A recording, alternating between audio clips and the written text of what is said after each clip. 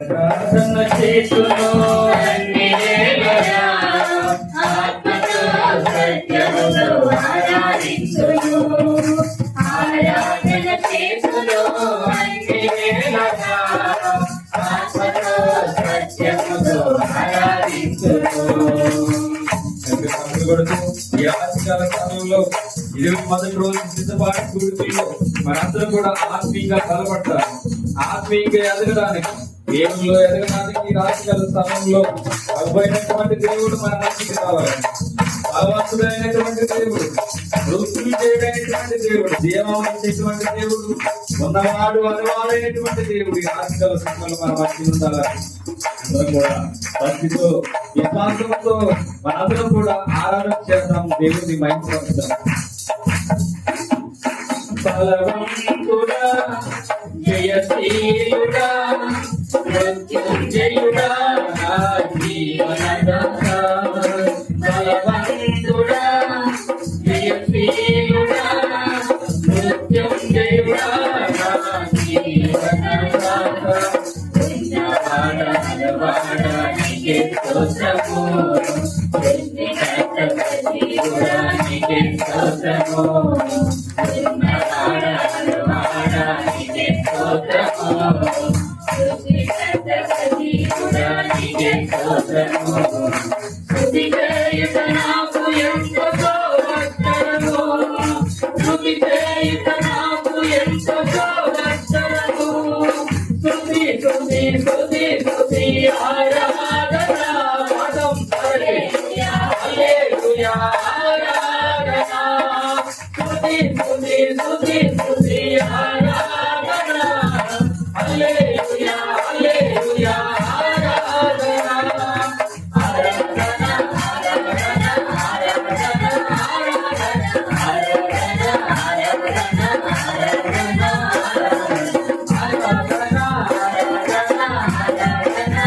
ఆరాధన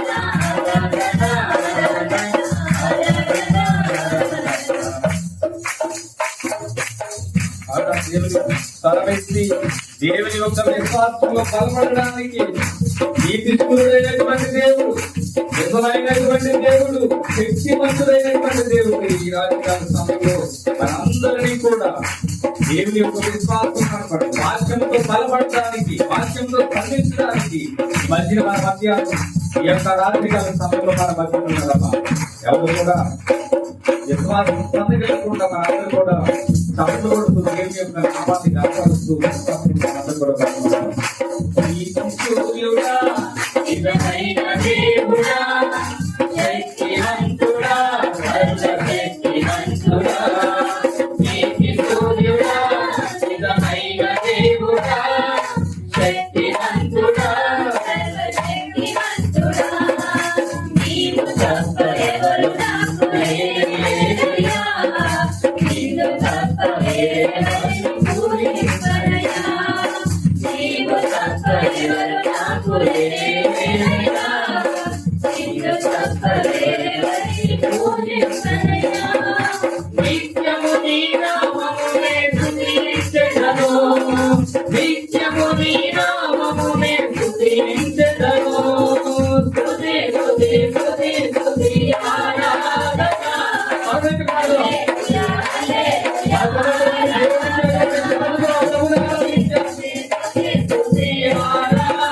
ఆరాధన